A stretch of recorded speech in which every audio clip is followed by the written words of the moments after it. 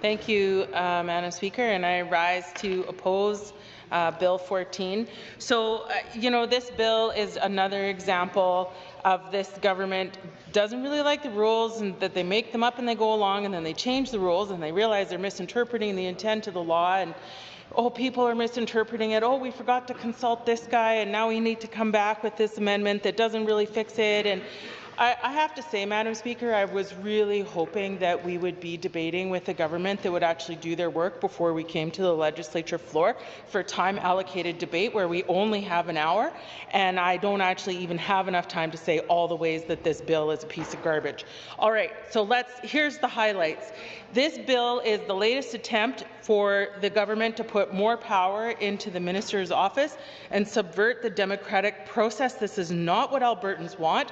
Albertans want a strong, solid democracy, and this bill weakens that democracy in some pretty fundamental ways, largely by putting too much power in the minister's hands. So this amendment does appear to not require the Chief Electoral Officer to refer to the Minister for direction on citizen-led initiatives anymore, but it also doesn't require that those questions are determined whether they meet constitutionality. And that's still important, Madam Speaker, because if people propose questions that aren't constitutional, we're just going to waste a lot of money and a lot of time, and a lot of volunteers will donate their time and money to canvass and get petitions only to find out that their question is unconstitutional. But don't worry about it, because the Premier the other day said that, well, we'll figure out how to make it meet the Constitution, which I also thought was a little bit weird and shady. But also, this bill says that the minister would no longer be accountable to the Law Society and its professional standards. But also, the bill allows the Law Society allows the minister to direct and force bylaws on the Law Society that can't be amended or repealed.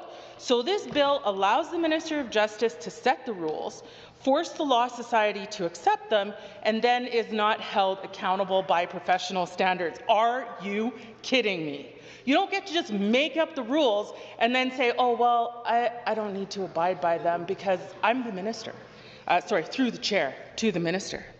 That is the most dishonest thing I think I've read in a piece of legislation. And what is also annoying here is that the Chief Electoral Officer wasn't consulted, which is why we end up having this rushed amendment debate. But it's also not the first time the Chief Electoral Officer hasn't been consulted. In Bill 54 in the spring, the Chief Electoral Officer also wrote a letter to the government saying that Bill 54 impacted free and fair elections by deteriorating service provided to electors, compromising Albertans' trust in democracy, removing elements of transparency and accountability, eliminating voting anywhere and vouching, and reduced election commission's ability to investigate. This is a pattern of influencing the independence of free and fair elections, and that is not free or fair. And that is the essence of elections here. By stripping the Chief Electoral Officer of authority through Bill 54 and this bill, we are removing safeguards in our democratic process. It leads to wasted money and effort, and it concentrates power in cabinet yet again. And there's a pattern with this government of centralizing control in cabinet.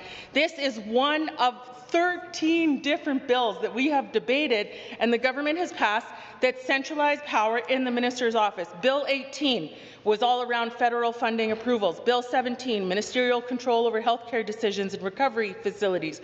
Bill 20, interfering in municipal councils. Bill 21, taking over local emergencies. Bills 25, 27, 29, the anti-trans bills interfering in health, education and sports for the most vulnerable Albertans. The All-Season Resorts Act puts power in the minister's office to approve resorts. The Bill 52, the minister makes changes without talking to the Alberta Utilities Commission. Bill 50, more municipal interference. Bill 34, decreased FOIP access approved by the minister. And in this session, we have debated the Water Amendment Act, Bill 7, putting power in the minister's office to approve interbasin transfers.